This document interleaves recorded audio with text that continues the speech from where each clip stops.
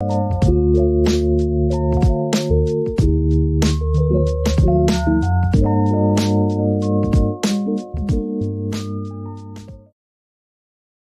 views and opinions expressed in this broadcast are those of the host/guest and do not necessarily reflect the views or positions of any of BXR entities and those they represent.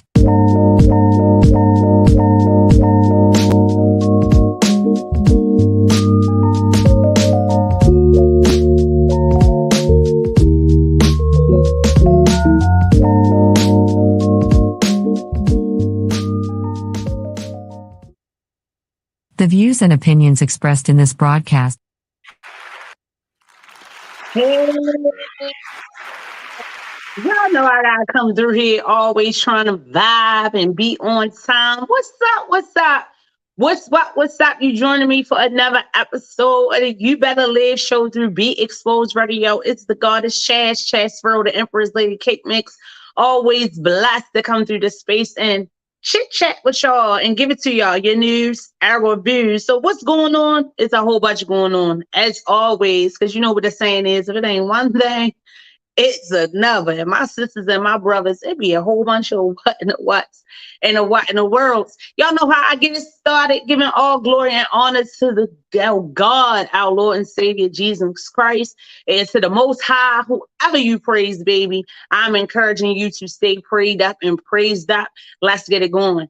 Oh, Father God, we thank you. Oh, Father God, thank you for another day. Oh, Father God, waking us up in our right mind, our right bodies, in just the right time. Oh, Father God, even when things all around us seem to be going wrong and going bad. Oh, Father God, I pray against and bind all afflictions, oh, Father God, that we unknowingly and knowingly let into our lives through the enemy, oh, Father God, afflictions on our mental health, our finances, oh, Father God, our growth as people, oh, Father God. Oh, Father God, continue to look over us, oh, Father God, continue to help us out, Father God, continue to pick us up where we fall short, oh, Father God. Let us not be worried, oh, Father God, by the days behind us or the days ahead.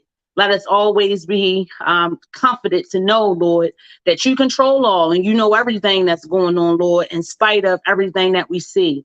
So it's always faith over what is in front of our face. Let's stay prayed up. Let's stay praised up.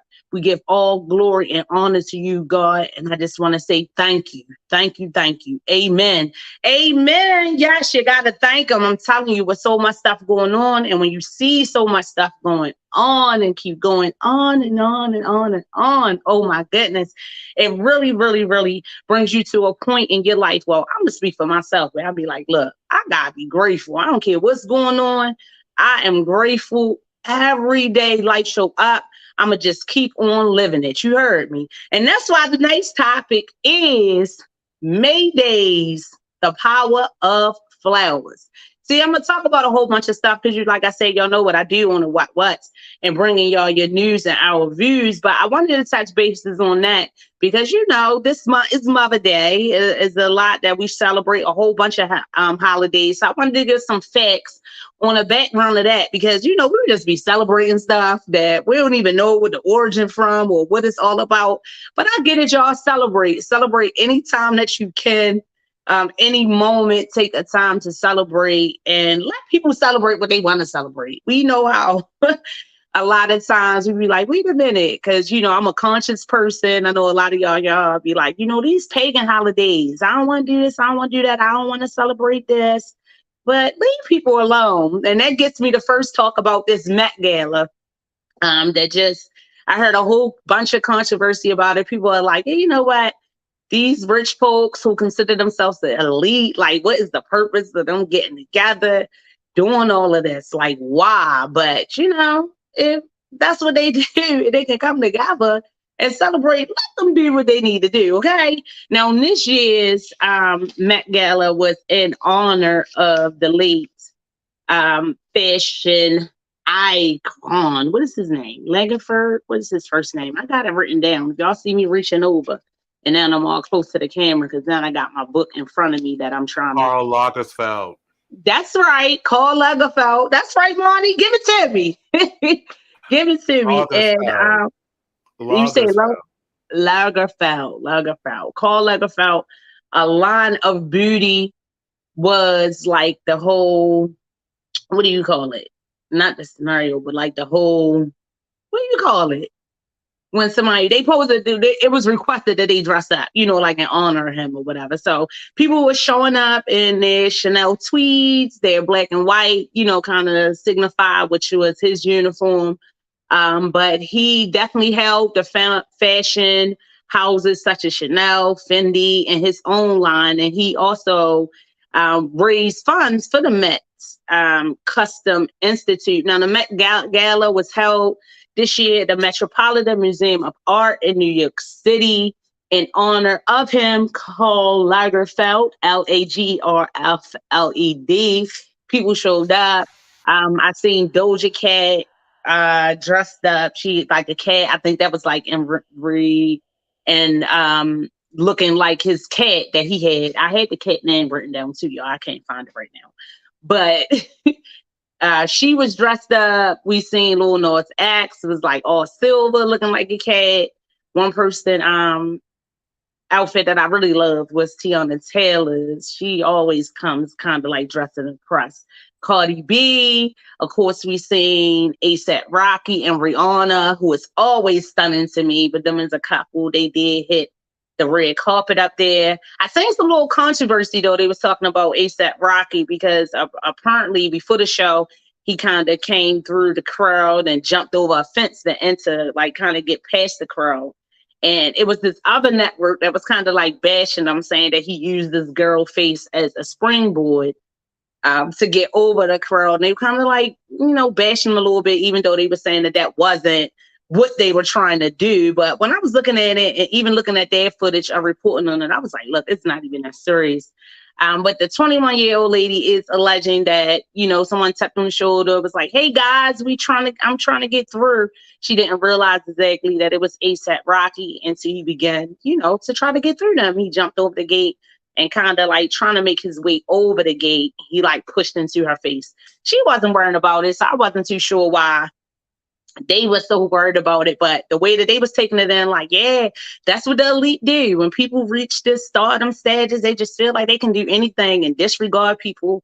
And a lady that was on there reporting about it, she was just like really upset. Like, you shouldn't put your hands on people if people don't want you to put their hands on people. But it really was not that serious in my opinion. But yeah, they stepped out, they did their thing in honor of this guy, and I loved it. I mean, if I was up there, baby, and I was on the celebrity and I got my invite, I would have been on that red carpet too and wouldn't have been given a daggone thing about what people be saying at celebration. I mean, that's some things that they do. Even with Cardi B, I seen like she had like some not FaceTimes, but she had took like some selfies with people when she was there. She was just regular people. I don't know why people get it out their head that like celebrities or people that are like world renowned now, they normal people. So she was taking her selfies.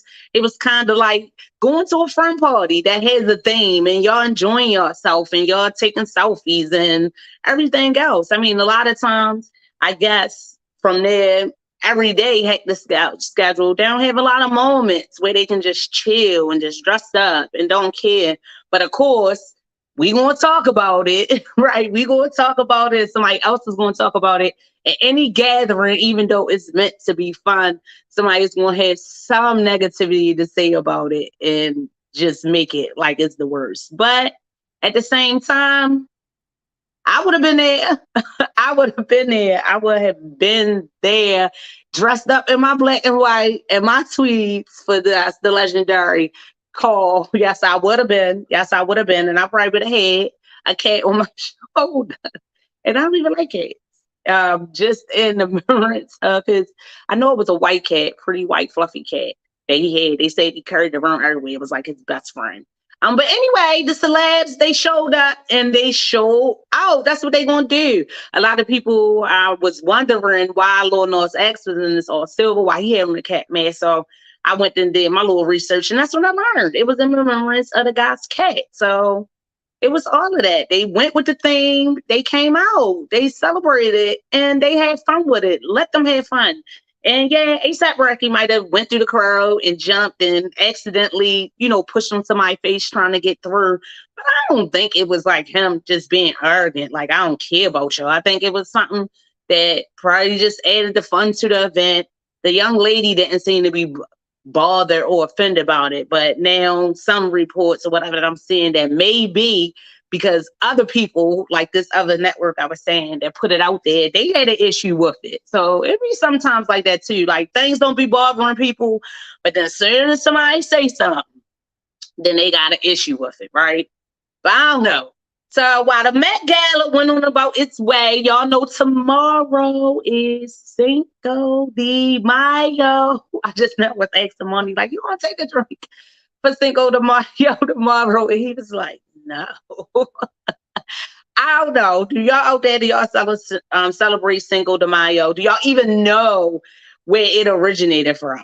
I had to look and see that too, because we grow and we get to know on the show together. So I'm gonna give you a little bit facts on that and where it originated from. But lately, in today's society, it gets a lot of backlash because people say that it kind of shows Mexicans with that hurts in the bad light because it's all centered on drinking.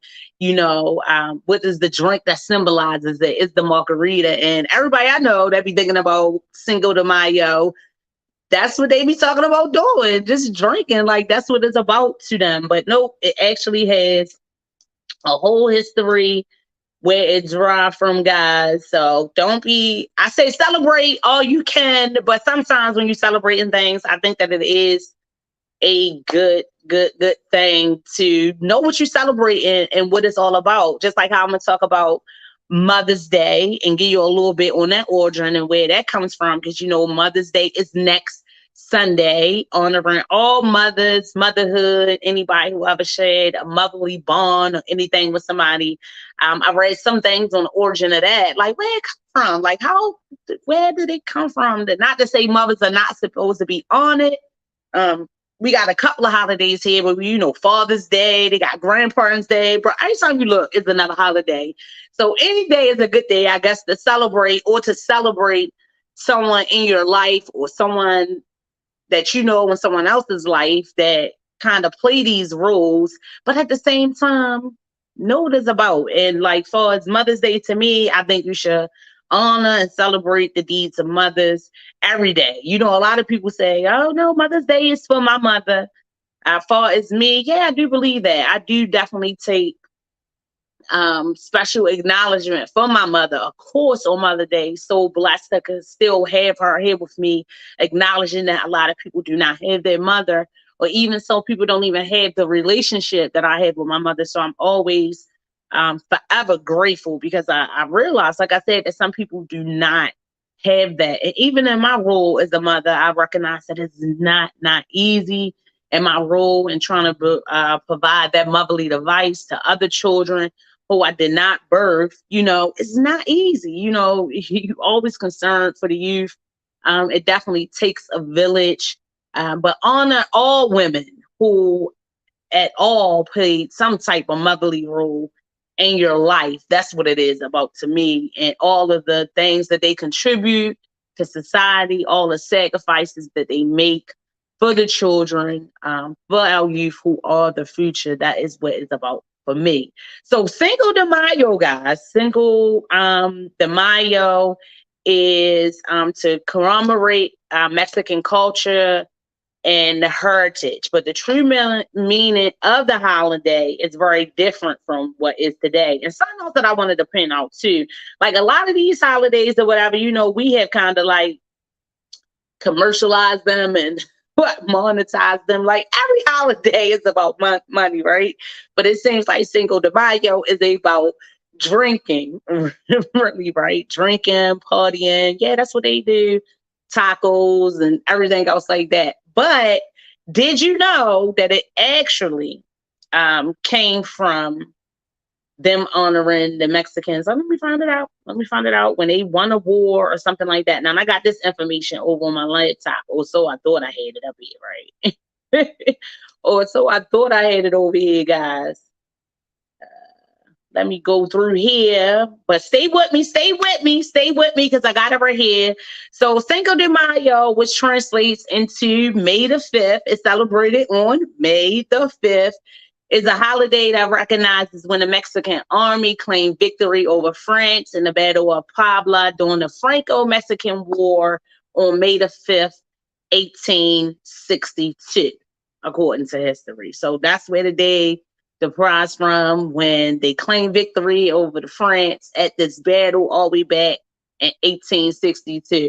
I didn't know that, right? I was like, I know. I knew it was kind of, in celebration of their heritage and everything else like that. But I was just like so many other people, just thinking margaritas and tacos, right, for the holiday. So just know this year when you're celebrating, that's exactly how the celebration came about, to basically celebrate their victory in this war after they defeated the Spaniards in 1821 and losing the Mexican-American War in 1848.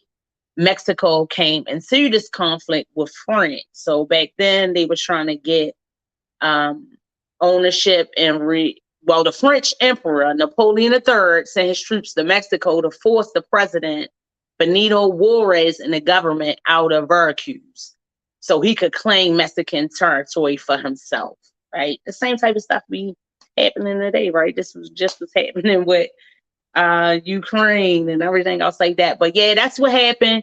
He sent them over there. It was like 6,000 French troops that were sent over, and they were saying that the Mexican army was really like not that many. So in spite of it not being that many, they still wound up not being defeated. They were able to hold them off throughout the evening and everything, being victorious. So they wasn't able to conquer their land, and they were able to keep it for themselves. And that is why they celebrate Cinco de Mayo. So now you know, like I said, when you're drinking your cocktails, biting on your tacos, or dipping out your taco bowls, your dips, or whatever else like that, that's what it's about.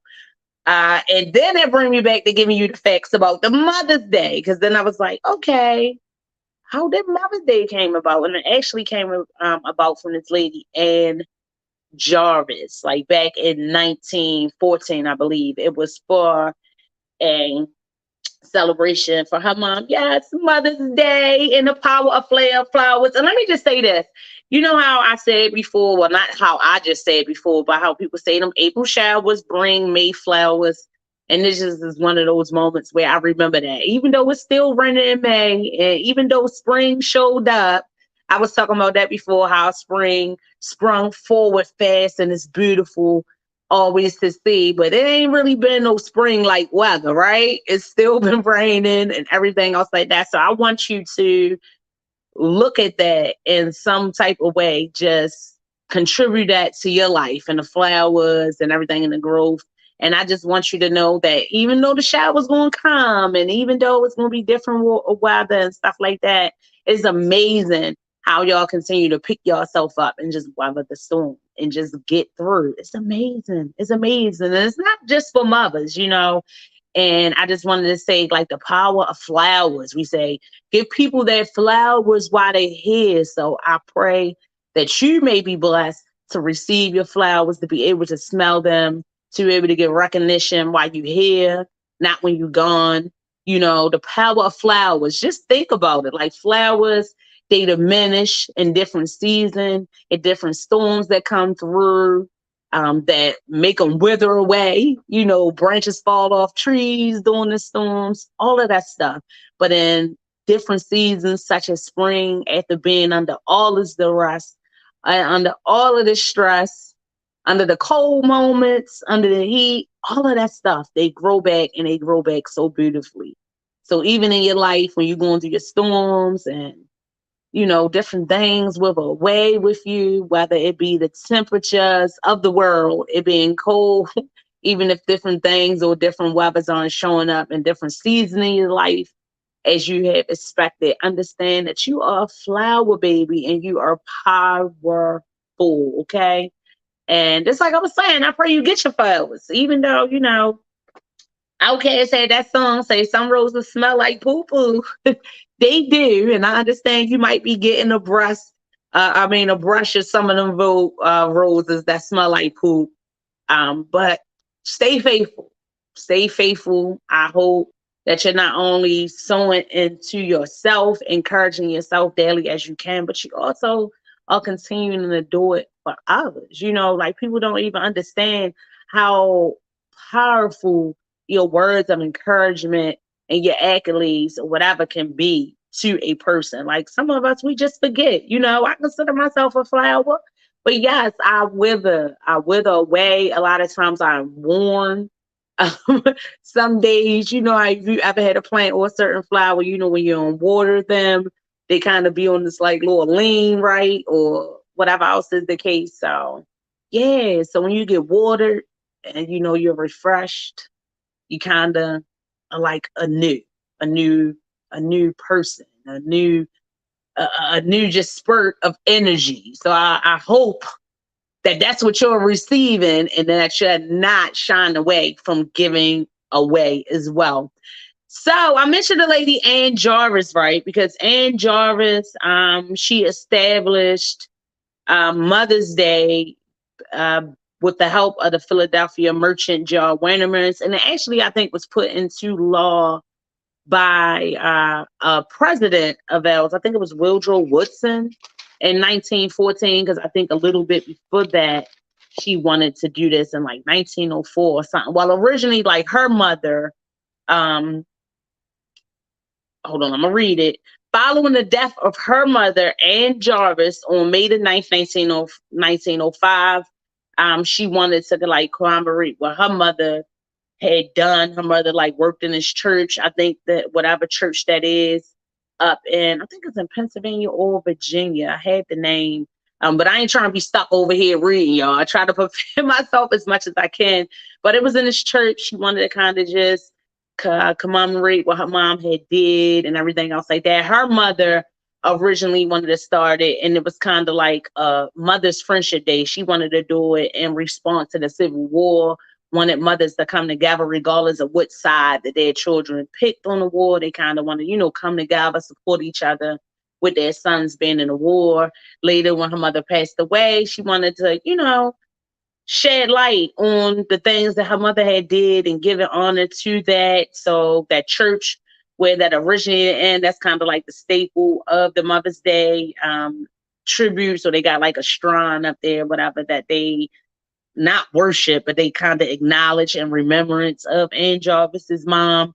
But even before her death, she started to kind of like denounce it, right? She didn't like how it had become so commercialized. She didn't agree because I think it was like another organization, like on one of the days, when not one of the days, but prior to a Mother Day, where they had sent out like a fundraiser so to earn money, and she didn't like that. She was like, no, this wasn't what it was about, the cards and the flowers and the fundraiser and the earning money off of it and everything else like that.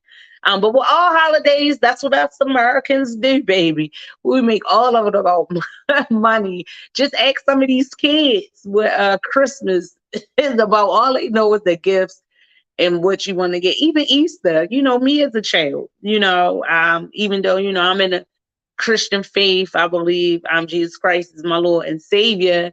When I was little, we ain't know about it. We just knew we dressed up and it was candy and the Easter bunny and it was eggs and everything else like that. So it wasn't until I was older, when I started looking into things the same way that I do for the show, that I was realizing, like, wait a minute, hold up. This is what it's all about. So for me, for certain holidays or whatever, I try to give my kids as much knowledge as I can about holidays. My children can tell you. So once I started learning things for myself, I really didn't buy in to the imaginary side of it, even though I let them have fun. Don't get me wrong or whatever, but I definitely let them know, like Christmas, some people say, that's not right. Let them children have their imagination. But I just guess with so much stuff going on and it's so real out here. Look, my name is ChasReal. I wanted my kids to know the real thing and allow them to just to know. And it's not that we don't celebrate, but I just started letting them know things like, no, it's not no Easter bunny. That's a symbol that we eat candy, whatever, but no, that's not what it's about. No, it's not a Santa Claus. This is what it's about. And, Santa Claus is kind of like the symbol oh, Christmas, and, you're Santa Claus if you give a gift. It's the spirit of it, giving and everything else like that. So I kind of broke it down to him like that. Even the tooth fairy, sorry. What's your name on that myth? Like, okay. So my children still got money and everything for their teeth, but they just didn't think when they got to a certain age that it was like this actually little fairy coming and getting their teeth and everything else like that. So yeah, I told them the truth. I told them the truth. So that is where Mother's Day come from. And just like I said, people have different meanings of why they celebrate Mother's Day. Oh, Mother's Day is just for my mother or just for mothers in general who have actually birthed children. People got all their different type of opinions. But just like I said, my opinion is if you have provided any sense of love, care, and concern, I don't care if you ever birthed one. If you are a mother, if you have helped a child in any type of way, whether it was through words, whether it was through financial support, financial donating, whatever, happy Mother's Day early. And that's just what I'm saying. I'm not expecting anything. Even Monty, I always trip over his not dislike, but his, I don't know if it's dislike or disregard. What is the morning when you get cards and you just throw them away? So I was just tickled when I was like, what? You get cards from people? You're like, yeah, what they for? Whatever. I'm going to just throw them away. And I started to think was like, in all actuality, yeah, that's what we did. We get them. Answer the question, though. I want your audience to kind of answer the question. What is the point of keeping them? After you get them, you see them, you read them, you commit it to memory. Throw that shit away. Put it in a recycling or just the trash, because the recycling. Like you want to come back to it later on and be like, oh, remember when I got? No, you're not going to do that. You're not going to do that. They nice. Well, I was. I have some cards from a long time ago that I read, but guess what? When I got your rendition of it, kind of sort of. So lately, thanks, Monty, I've been turning down cards. Not turning them down, but I tell people when they say, oh, this and that, I'm going to get you a card. I'll be like, baby, keep your money. I be wanting to say, give me that $5, because some of these cards out here be expensive now. I'd be like, keep your $5, send me a digital one or whatever, because I'm going to throw it away. So people was laughing at me the same way I was laughing at Monty. Just like the balloons or the flowers and everything else like that. It's like, okay, what for? It's like so much stuff we don't really recognize. Like we be doing it out the kindness of our heart. So thank you. And people would thank you. That's just the natural thing to do, I guess, to give a card. People think that's the courteous thing to do, whatever. But yeah, like, what I'm gonna do? What for? Get it off my table. I fuss with my mother all the time because my mom loves cards. She loves all of the stuff, and my mother keep it on display, baby. And every Thanksgiving, I have to sneak and clean off this table that's down on the table because she got all these cards. It's like that on the table from everybody that got it and stuff like that. So people think different about receiving cards, but I don't know. I'm the same way. Like Monty now, they say people rub off on you, but I had to start thinking like, yeah, for real. Like why? Like why we, happy birthday cards, whatever. Yeah, happy birthday. Tell me what you guys tell me and stuff. And sometimes a card can put into writing what you can't say in person to Monty. So people be thinking it's a good thought, but I'm just saying, don't get Monty card, no card. Like I said, he gonna throw it away. Once you have, okay, so like you just said though, even if somebody's relaying something important, all right, I saw the front of the card, I saw the inside of the card, I wrote down what you said was important, I commit that to memory, and then I close this card and I put it in the trash can. That is a mess. That's a mess. Basket. And guess what sign that is, y'all? Y'all know what sign that strike like that. That's why it's called a waste basket. You put the waste in the basket, and that is a waste. It's a waste of time, and it's a waste of your energy. You could have wrote me a note and emailed it to me. You could have texted me Happy Mother's Day. Okay. You could have did any of those things. Besides buy that card and waste that tree that you done killed and helped suffer. And now I can't breathe because of you. Now here we go. See, now I took it full circle for you. Oh my goodness. Well, don't waste your money because it's going to be waste. And if you do buy one, please know he throws it in the recycling. In your face, so you know it happened, and maybe next time you won't waste your time.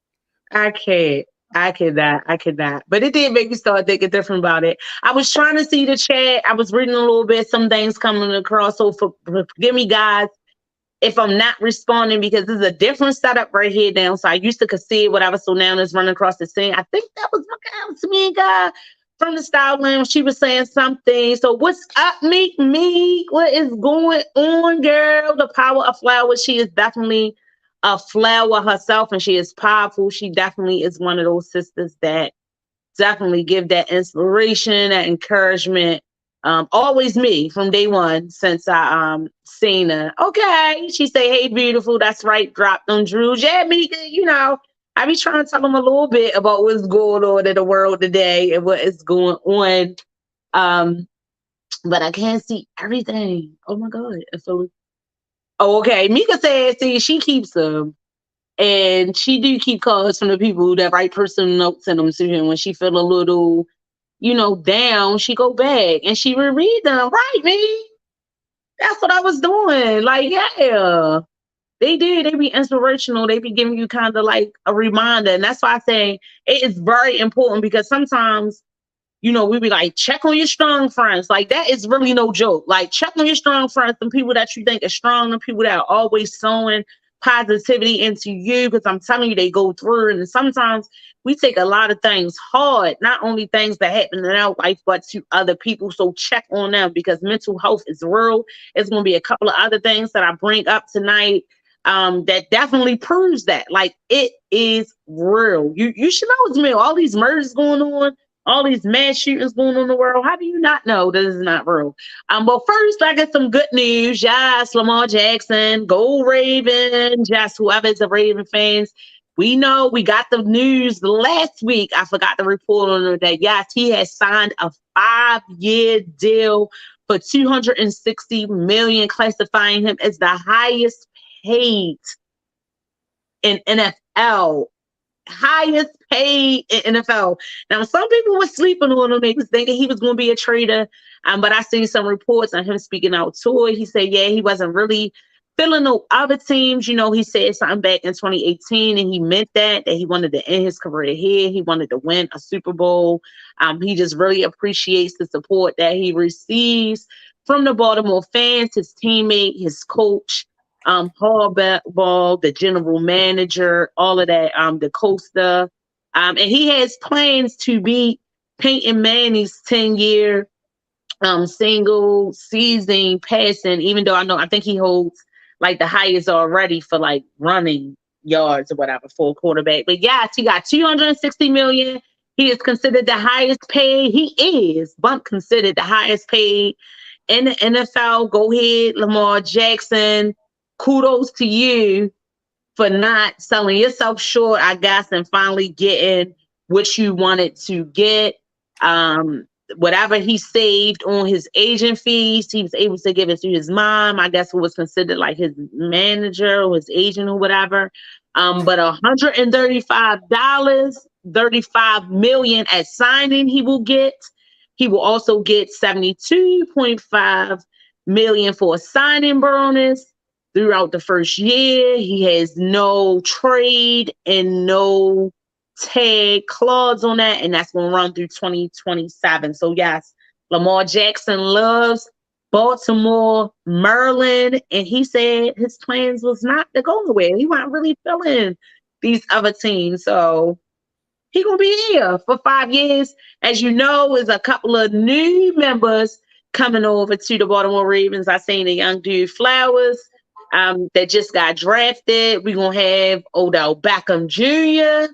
down here running in Baltimore. So Lamar feels like he definitely has some guys on that offensive team that is going to help him reach his goal of suppressing that record that has been standing for 10 years of Peyton Manning. So I'm going to be looking for that. See if he does. So that was one of the good kudos. We also know that Tank Davis just won that big boxing against, what was it, Garcia, one of them dudes or whatever. I can't remember. They got that kidney shot, that shot to the side that everybody was trying to say, well, liver shot was trying to say that was fake. But anybody was saying that they trained or they've been hitting that way, you would have felt too. And sometimes it takes time to react to that shot. So yeah, he won that victory. So there's some good things in Baltimore.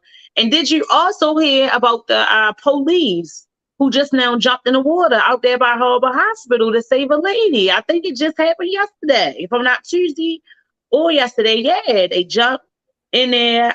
Officers approached the scene. They seen a lady who was supposedly having like a behavioral attack, some type of mental breakdown. They seen her into the water. Police took off their gear, jumped in the water, and they saved her. They did not have any help because I think the BPD Marine unit had been dismissed. That's no longer in existence here. I think back in like 2018 and 19, they got rid of that unit altogether. But the fire department, I learned, does have a boat, but the boat wasn't never dispatched. It's like they just acted. They just jumped in that water. They saved this lady.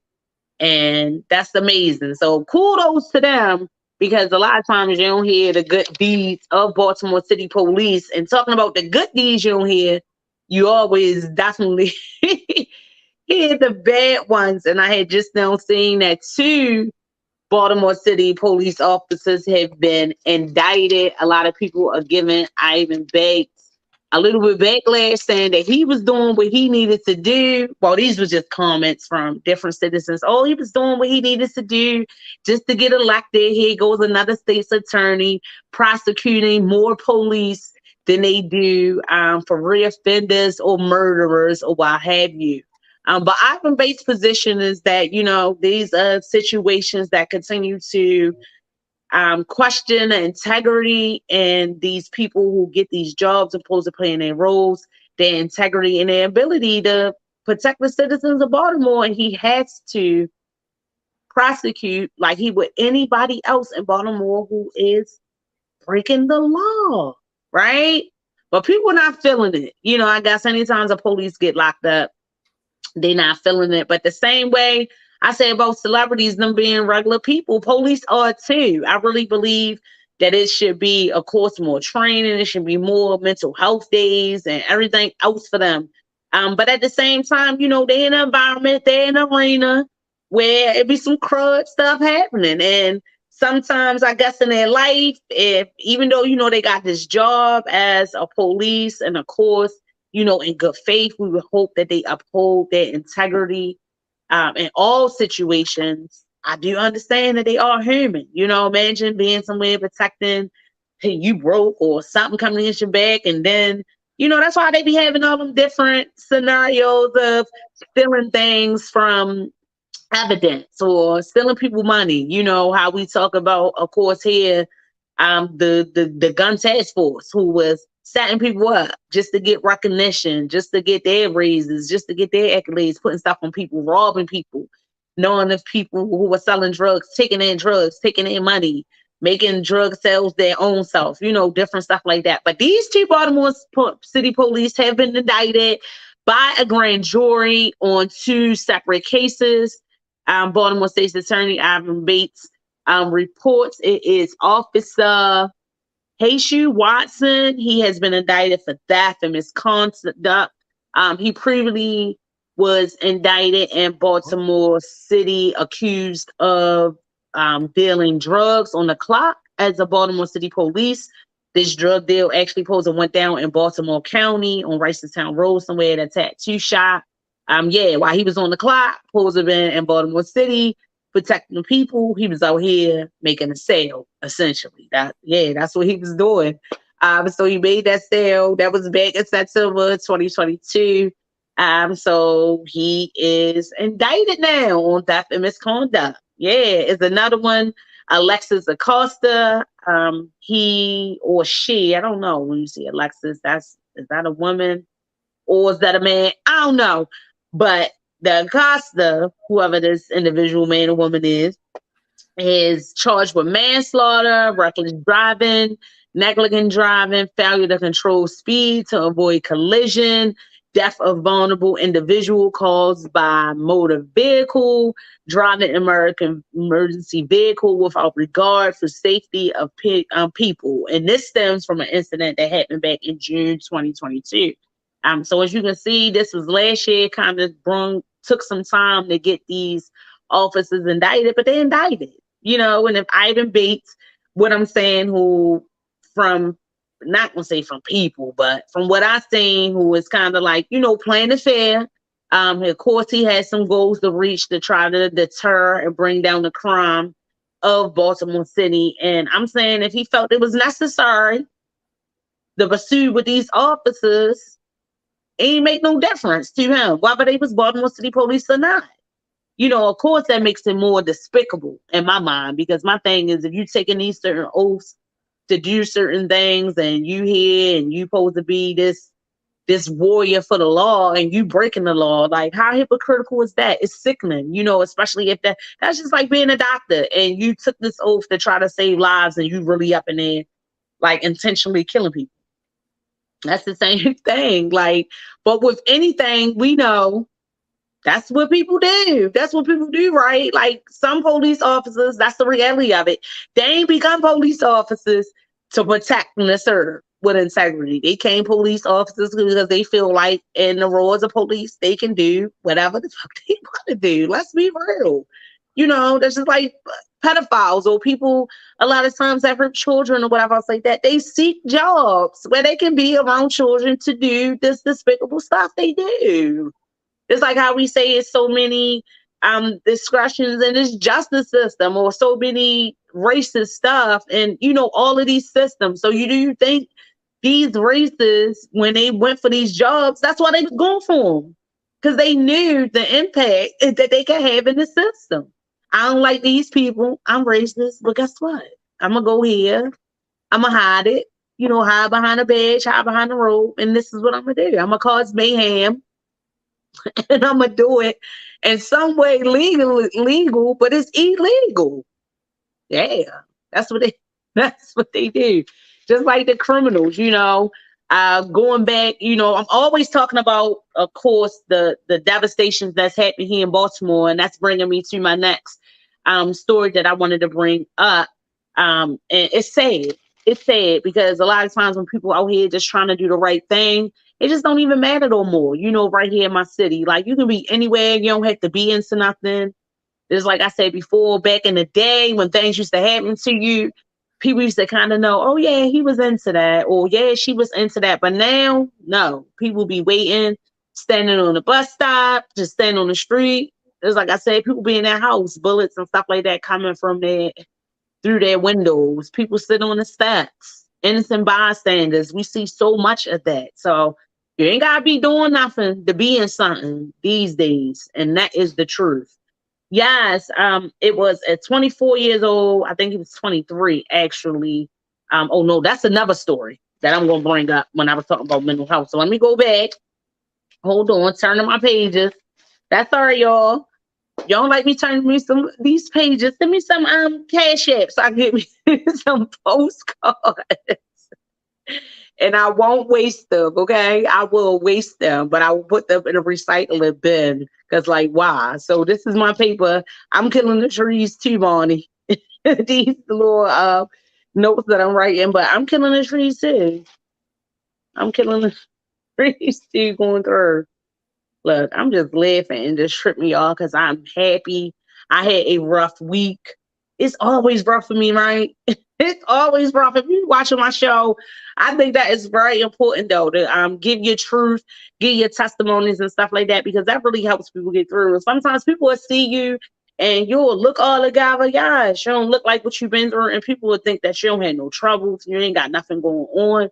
So while you share the good stuff, I think that it's also important to share the bad things too, not to try to make anything gloomy for anybody or make anybody feel bad. But sometimes when you can share what you've been through or what you're going through, it encourages other people. It really do. Or make people realize that they ain't really got it that bad and what's going on. And I realized I ain't even got it that bad. I had a scare this week with my youngest child who got diagnosed with asthma. I kind of knew some of the symptoms from my middle child, my daughter, who will be 13 in 13 days, by the way. Wow, I can't believe I'm going to have a 13-year-old.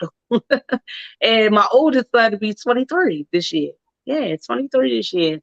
So my daughter will be 13 in 13 days. Like I was saying, I had to scare with my youngest son, who is now 5 and 6. I thought my little buddy, who always struggles with his allergies and everything else like that, y'all. I thought my little buddy was putting on a show. I thought he was trying to get another day out of school on Tuesday. But come to find out, I kept him out of school Monday. Throughout the night, he was complaining of chest pains. And and in the morning we woke up, he's like, I can't breathe or whatever. I'm going to put on his clothes, help him kind of to get ready. Because I was sending homeboys to school and I just heard all this rumbling in his chest. So I'm like, no, I can't send him in this condition. As soon as I drop my daughter off at school, I'm going to take him down here. Sure enough, his oxygen was low. He needed steroids. He needed a treatment. They sent us home with steroids and they sent us to the treatment. So I'm glad that I followed my motherly instinct. Because sometimes, like I say, different things become your way and you know your children. So I was feeling bad, like, dang, I'm thinking that he faking, but I thank God that he allowed me to hear the rumble in his chest for whatever reason, because, in the morning, I kind of really been trying to be strict lately about him getting ready on his own, especially like that little stuff, a daily living skills of putting your clothes on, getting up, washing your face, brushing your teeth. So usually as I'm still getting myself together, I'm coaching him through that, but I'm not, as much hands-on. So I thank God that this morning, for whatever, and because I knew that he already wasn't feeling well, so I was being more, trying to walk him through the process. I already was thinking like, no, I'm gonna let him stay home again, because if he's going through all of this, then I'm gonna let him stay home. But it really was definitely more serious than I thought it was. So that's what I was going through on the week. But it just made me think about the many mothers who have children, or people with the fathers too, anybody that care for children who are born with illnesses or have to deal with that every day of their lives, who children never come out the hospital, or they've been raised in a hospital up into his age that he is now, or even longer, and different things like that. So I'm grateful. Even though he now I got to deal with that, always constantly.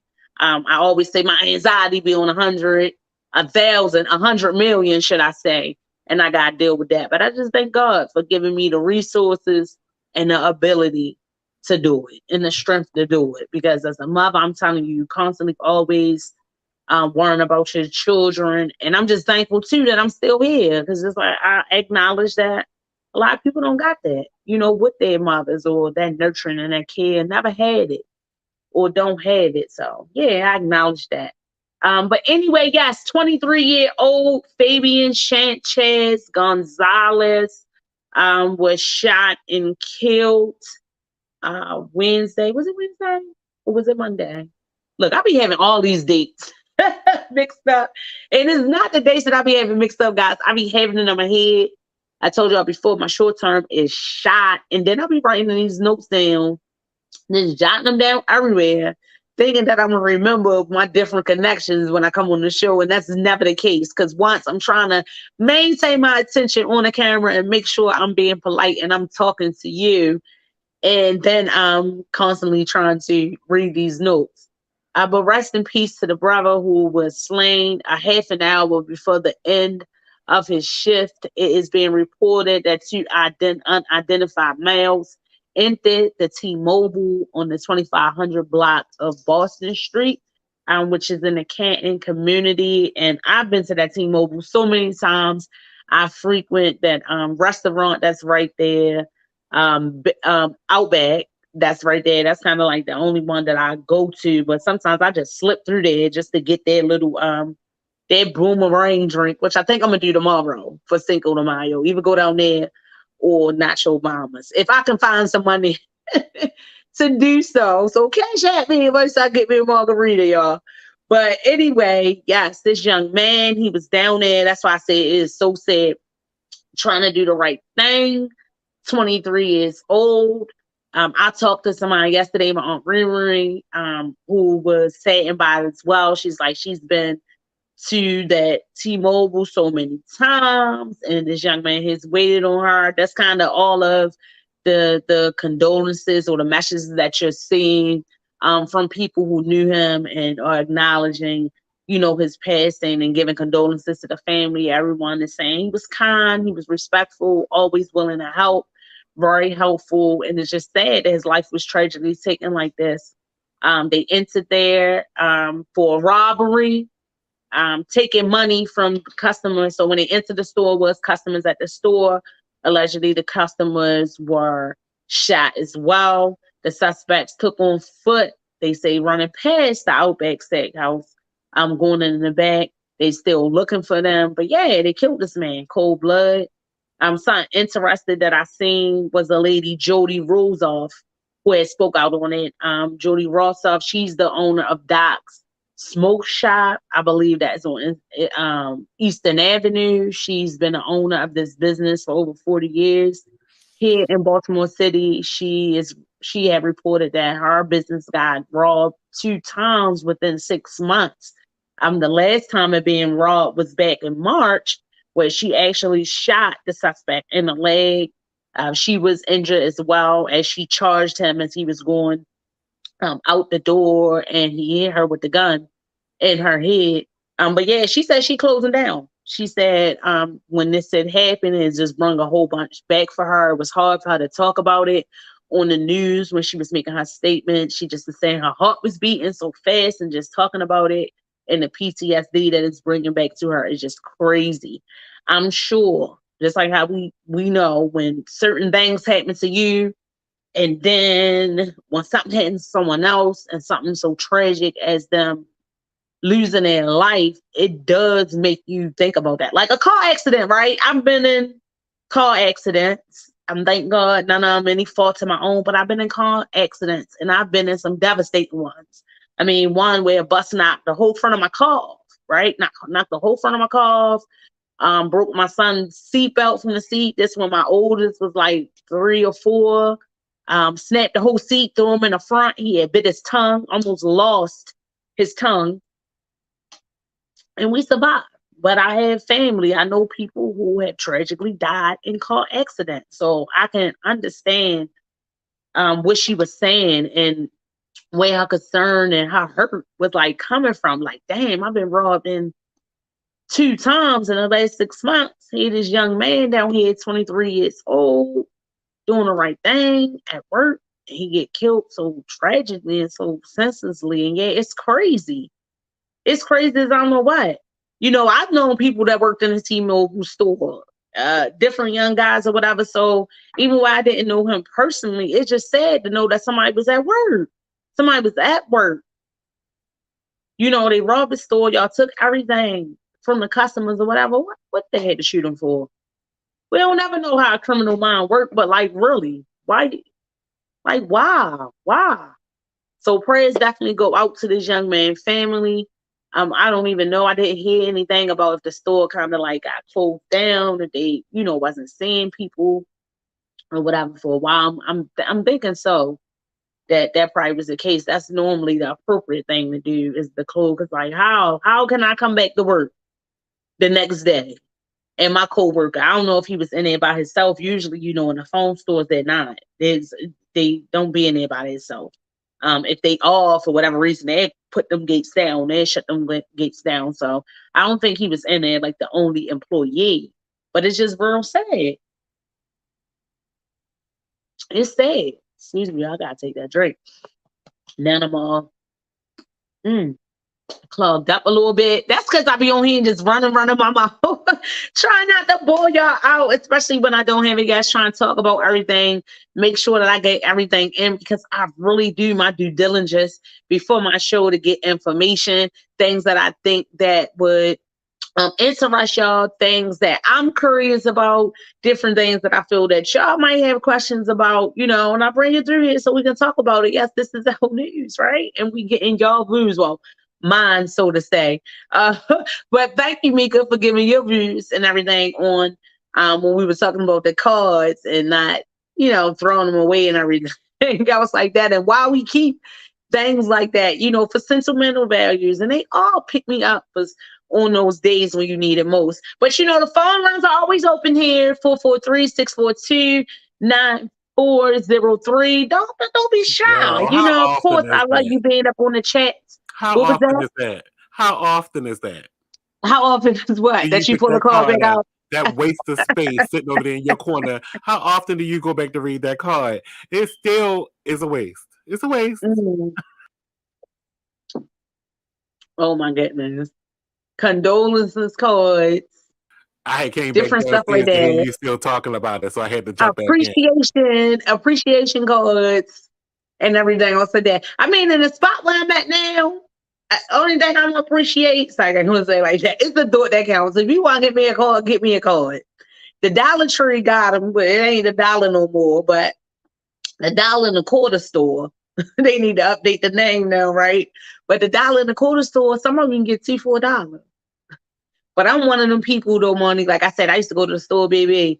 I want the one. I would be in the store for at least an hour trying to pick out a good card, trying to make sure it's saying something in there that is definitely suiting to what I'm trying to say to the individual. That's what I'm ready to go through now for Mother's Day, to pick out cards and everything else like that. But I'm second guessing that too, because my mother have it on the table all year. But yeah, this 23-year-old, that's what I was talking about. Yes, down in that T-Bow store. That is so tragic. That is so sad. We see it all the time. I spoke about how the lady was speaking on it, Jody Rosoff. It said that she is thinking about leaving her business. She said that no one wants to be afraid when coming to their business. I understand that. There was a couple of other comments that she made that was a little like off to me, because I was like, see, when things like this happen, that's why sometimes we be having these misconceptions or these stereotypes about people or certain people. But the person who robbed her, who she actually shot, who was actually apprehended a couple of blocks, I believe, on Gulf Street after the trying to rob her on March. Jerome Owens was his name, and he had like a 25-year extensive history of his criminal record, all of it, theft, assault, robbery. He had all of it in there. But one comment that I seen that she was making on the news is that she's recognizing an influx in criminal activity since the riots after Freddie Gray's death. So I was like, okay, how she connect that to that? And I guess she was trying to say, because she was saying, hey, the mayor, the state's attorney, and the judges should be ashamed, especially the tactics of our former state's attorney, Merle Moby, should be ashamed for making criminals think that it's okay to steal from people and they can do this and do that. And then also considering this guy who had an extensive criminal record. I just don't understand how she put that because of them. That's what I don't be getting. Like, because of them, or somebody that is in a certain seat that is getting worse because of them. Because certain things that they carried out or that they did was in response to what was going on that they felt was going to be helpful. Like Merlin Mosby, people be all toes on her back, but yeah, people acting like we wasn't being discriminated against, like we wasn't being accosted on a daily. And the charging of those officers after that Freddie Gray murder was simply because, something was done wrong. That's what she was saying. Something was done wrong, because he was fine, regardless of what he was doing, like how people allegedly he was selling drugs or whatever else like that. When he got into this encounter with the police, is that, okay, it shouldn't have ended him being dead. So them charges was brung to say somebody did something wrong here. And in my opinion, they killed him. Of course they was trying to put it on, his van ride or whatever else like that. But us as Baltimoreans, we was seeing the videos, we was thinking like, and them people who apprehended him, they broke him up. He was already complaining that he was hurting. When they was dragging him into the paddy wagon, he couldn't move. He was already broke up. They roughed him up too much, like they was doing with us here for no reason, just being overly aggressive, and he got injured. And when they put him in this this paddy wagon, not only did they rough him up, but then when they put him in the paddy wagon, it was kind of said like intentionally, you know, that he wasn't restrained properly in there. They probably was, they already wasn't giving him no courtesy. They probably was driving rough as the month to get to the station, to get down to Central Booking. Yeah, and that boy shouldn't have ended up on no life support after no arrest for whatever he was doing. That's what that was about. So for her, you know, and I feel for her too. I know that was scary. Like I said, I feel for her to feel like she has to in her business. I know all of us want to be safe. You know, it's not only business owners and businesses that's getting robbed. There's a lot of citizens in Baltimore. Yeah, like I said, getting shot on the bus stop, getting robbed on the bus stop, walking up and down the street. I'm a lot more careful now. And there's a lot of things that I used to do by myself at night that I don't do much anymore, that I used to kind of have a night routine to go to the gas station, you know, to get gas and everything. I'll say that. But now if I gotta go or be by myself, I don't go, because I know that that is one of those places that criminals hang out to catch people that look vulnerable. You know, me being a woman by myself, not that I probably look weak or anything, but I'm a woman. I'm by myself. I'm showing up at a gas station in the night. So yeah, I would be a target for them. So I'm a lot more careful, you know, in things in that regard. So with robberies of businesses, unfortunately, like how we talk about the murders, that is something that happens. Businesses get robbed. No, it shouldn't be perpetrated as often as it is. It's a damn shame that it is, that people work so hard and whatever they do, and then you have people that have no regard for anything that just want to take it from you. Like, yeah, it's a shame. But Ms. Rosoff, I don't see the connection. But that, again, that's our opinion, but I don't see the connection. But see, when people make statements like that and be so tore up and different things like that, people will take it and run with it. And especially people that's not from here, that's watching and different, you know, news and different stuff how it's reported, then they start to get their own, you know what I mean, their own idea. Oh yeah, or that started because of that. No, it didn't. Just like that guy who robbed you back in March. He been doing shit for over 25 years. And it was different states attorneys, it was different judges, and it was different damn police.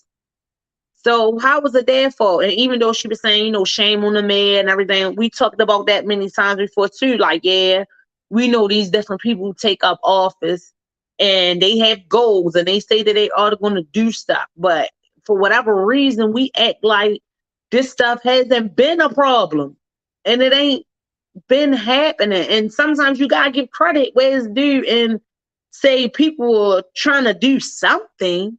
You know, they're trying to do something, but it's not going to happen overnight. It's not. And I don't know if you can just place that blame on, I guess what I'm trying to say, when are we going to start blaming the criminals? When are we going to start blaming them for carrying out this stuff? When are we going to start blaming them? Yeah, we put it in the hands of the police to lock them up, to send them through the justice system, to get them in there, to try the case and everything else like that. But there's a whole bunch of dynamics that be behind it. You know, it is. And some of them get out. You know, most criminals don't get caught. Most criminals don't get caught. And some people, or everybody that does a crime isn't a criminal. There's some people that is put in situations that are charged with a crime, but they're not a criminal. So I have you. But that's what's going on with that. I didn't agree with it. I feel for both of them. Like I said, praying for the young man, Fabian Shantes Gonzalez. Prayers for his family. It definitely is tragic. Did y'all know that it's already been 190 mass shootings so far this year, according to the Gun Violence Archive? And a mass shooting is classified of 4 or more people being shot, excluding the shooter. So excluding him, but 4 more. So it's like 4 more victims being shot. That leads me into this next one in Atlanta, Georgia. Something of that sort just now. Hey, I'm telling you, y'all, we ain't safe no daggone where No daggone where. Yeah, so I'm talking about May days, the flower of fire. I'm telling you, May Day and May Day. Keep yourself safe. It's crazy. I don't want you to live by fear and like, oh no, I can't go anywhere. But the reality is we got to recognize that anything can happen anywhere. Anywhere. And if we seen it in one city, in one town, it surely can happen here. And it does. And a lot of times we lose sight of that. Like when something happens somewhere, I'm guilty of it too.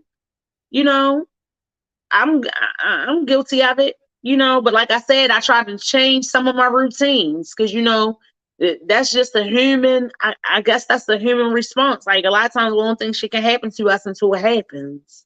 Until it happens, or until it hit close to home, and then it has you thinking about things very differently. That's just like that. The shooting that I just brought up about the T-Mobile. And Foyer, Fabian, how many people went to that T-Mobile? How many times do I frequent that area? Before, when I talked about another shooting that happened around here off the avenue, when a young lady was just driving past up our Legends in the Burlington Town car. How many times I go through that way to get something to eat? So it just makes you really think about things. And yeah, you can't help but your anxiety to be high. I'm telling you. And I thank God for giving me the strength and the ability to endure, because this next one, when I'm talking about mental health and everything else and how we always say that it's real, it is real. And I thank you, even though I haven't went and talked to anybody about it. I'm not well done, because sometimes I be thinking all they're going to want to do is give you medicine, which is going to be other side effects and there's going to be other problems. It's like, okay, if you already going through stuff in your mental, I don't want to show up get no pill that's going to push me or have me feeling like I want to do something to myself. That's just my thought. But I also know that it's very important. I do know that some people need it. Some people are just off. And just like they take their blood pressure medicine or whatever else like that, they need to take the meds for their head or they done. Like they really have to depend on them or it's going to be a problem. But 24-year-old Dion Patterson in Northside Medical Center, Midtown office. He was in there with his mom, Mayan Patterson, who's already been coming out giving condolences to the family. She also wants to say that she's advocating for her son. She's advocating for him with anybody. She says if someone has any mental health issues and they come to you for help, please do not disregard them. That mental health is definitely real, because that apparently was the case, and how this incident kicked off. Mr. Patterson went to this health clinic, apparently dissatisfied with the services that he was receiving from the Department of Veteran Affairs. Yes.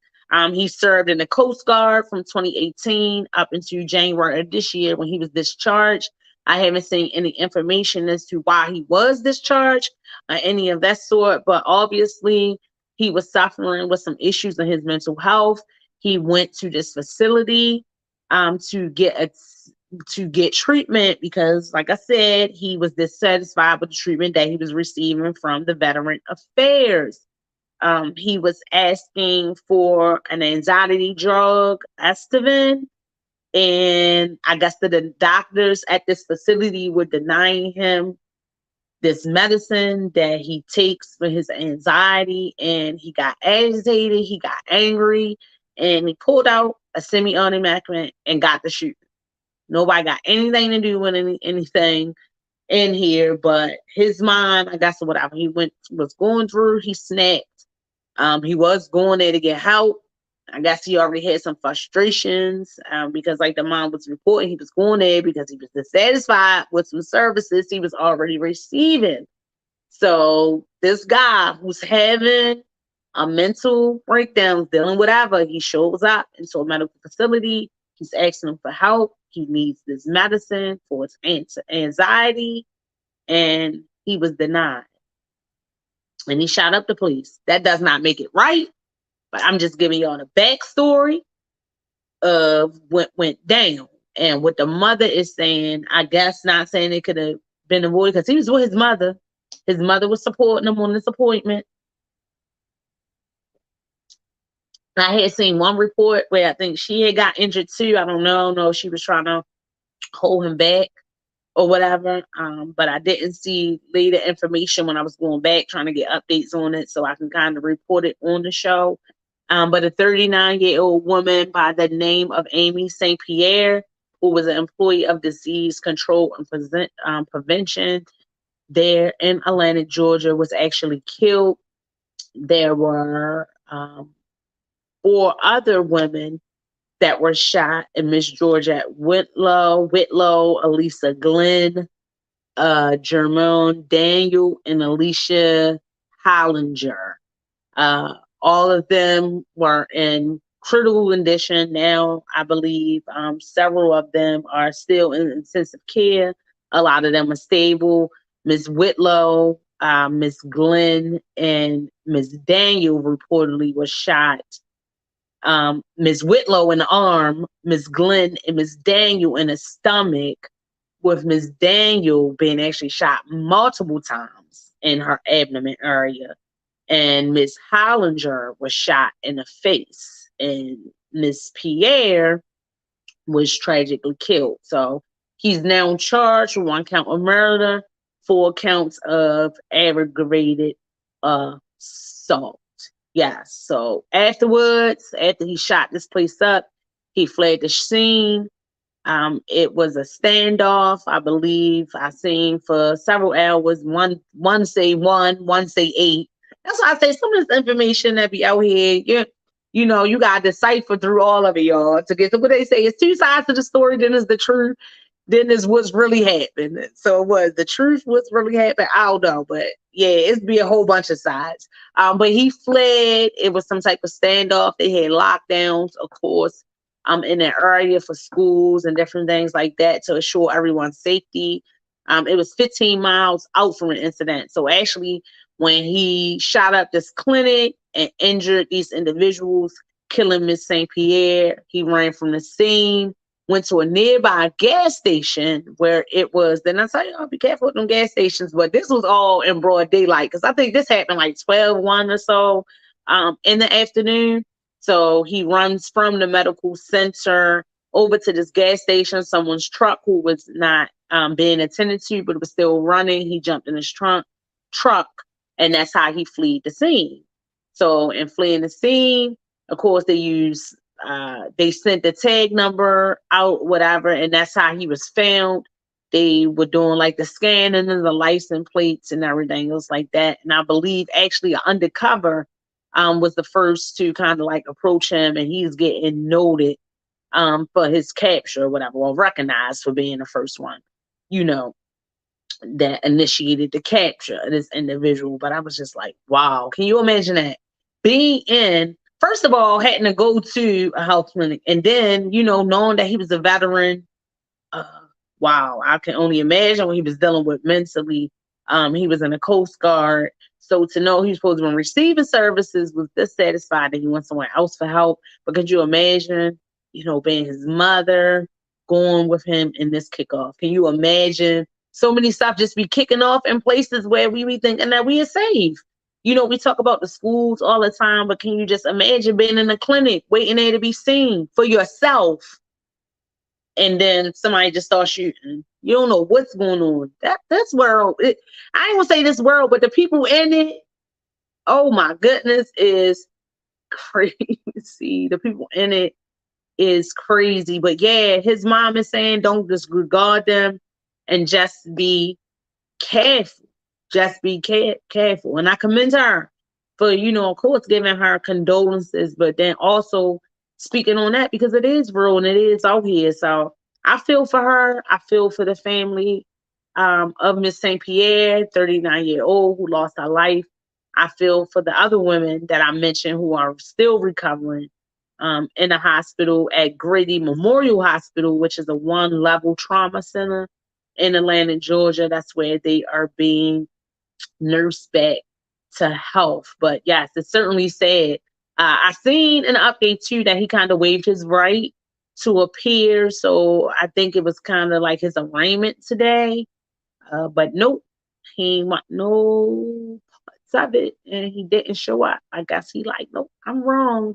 But again, he was battling with some mental health. So I don't know if they're going to deem him, say be stuff like that. They're going to deem him incompetent. What was a glimpse of his sanity? You know what they call it? If he was insane, temporary insanity, or whatever the case, because he has a history of mental illness. Like, so I don't know what the outcome of that is going to be, but it certainly is sad, and it's crazy. Like, whew, you talking about different stuff. So look, that be the type of stories that I be hearing. So now when I go to the clinic and different stuff, but I'm like that anywhere, kind of like, now anywhere, every places that I go, like I don't like my back to the door. You know, if I'm in a restaurant, I like to be able to look and kind of have a full glimpse. Oh yeah, baby, I request to have my seat or whatever else that like that change. But if I am somewhere and I'm in a restaurant, my back gotta be towards everything. Whoever is sitting or can see everything else like that, I got kind of like trust them because I know they got a full view of what's going on. But I kind of do that now.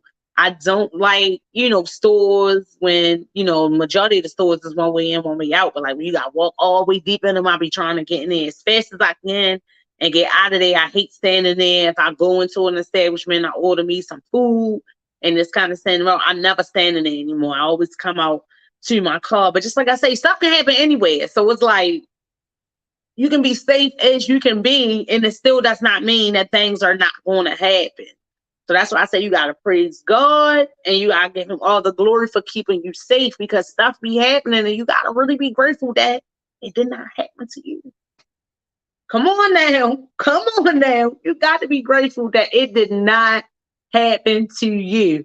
Some other messiness, gosh, they back messing with my guy, Anon Saeed. Yes, I heard that his request for the keep it where they thrown out the trial was denied. I don't know what's going to happen now in regards to that, because the reason why they threw it out initially when I was talking about was because of the evidence. DNA had cleared him. It did not link him to the scene. The evidence, period, the prosecutors, they threw it out. They didn't think they could have a case. But of course, it got brought back up. The brother was not pleased that he was not contacted in a timely manner, and he was not able to attend this hearing that he had, in which his sentence was thrown out. So I don't know what's going to happen. I keep this brother prayed up and everything else like that, because that would be so tragic if in any kind of way they find a way to put this man back in jail. I don't think that it's going to happen because, right, the prosecutor just threw it out, and it's really, really sad that, like Moni was mentioning, like, what power or whatever this brother had. I understand somebody, victims of the family, or, victims and the family of the victim want to be acknowledged, and they don't, want to be outed out of any of these processes. But what I'm not understanding, just like how the brother was saying, I seen him say something like, yeah, if he's innocent, then that's what it is. It shouldn't mean nothing for them to go back through the whole process and to deem him innocent and whatever else like that. But that's what they were saying when they threw the case out. I guess they ain't come out and say he innocent, he ain't do it, but they say that, yeah, it don't make no sense. The DNA didn't match him.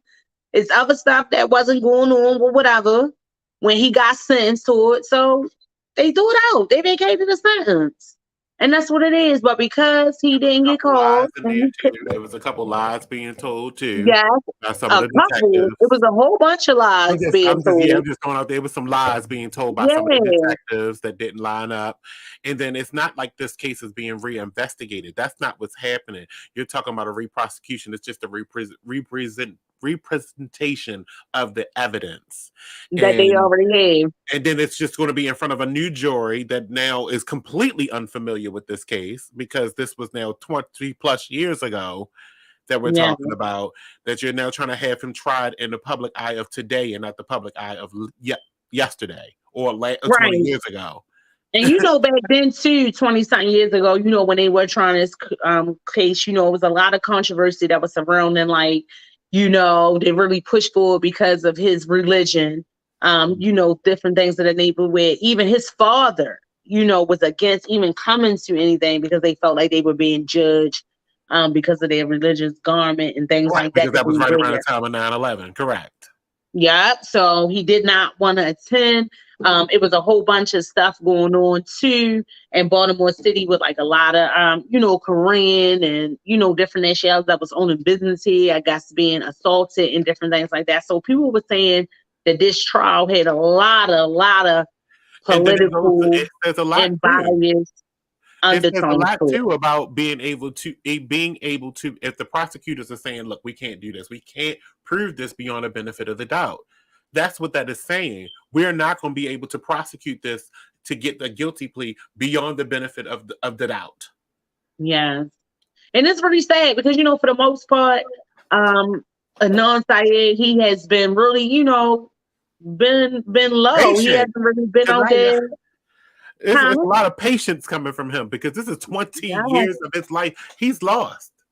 And the final impact of this is not going to be against him. It's not going to be against the family. It's going to be against the city and the state. Because that's who he's going to sue if it comes down to him being found not guilty or these charges just being dropped. Somebody's got to pay for his 20 years. Yes. And just like I said, I didn't see, like initially when he got out, because for the most part, he's been quiet. He's done a couple of seminars, I think up in Georgetown University, of course, with the Innocent Project and the people who actually helped him get his freedom and everything else like that. So I just don't know. I don't know where they're going with that. And the basis of it, I guess, the judge who had thought out was this, it's coming off the basis of that the brother did not get proper notification and he could not attend the hearing. So Saeed's lawyers were basically saying, well, what difference would that would have made? I don't think they were trying to be insensitive to the family of the victim and their rights, of course, to be involved in any of the process of this hearing. But they're like, okay, even if he did and he was on what would his presence or his notification, what would have changed for those mere facts that it was thrown out because of the lack of evidence and this DNA that cleared him from which was not an option back then. Of course, they didn't have this technology that they have now that about the DNA testing and everything else like that. So I'm just not really understanding that. What the judge who went back on the ruling, I'm not understanding it. I'm really at a loss of words about it.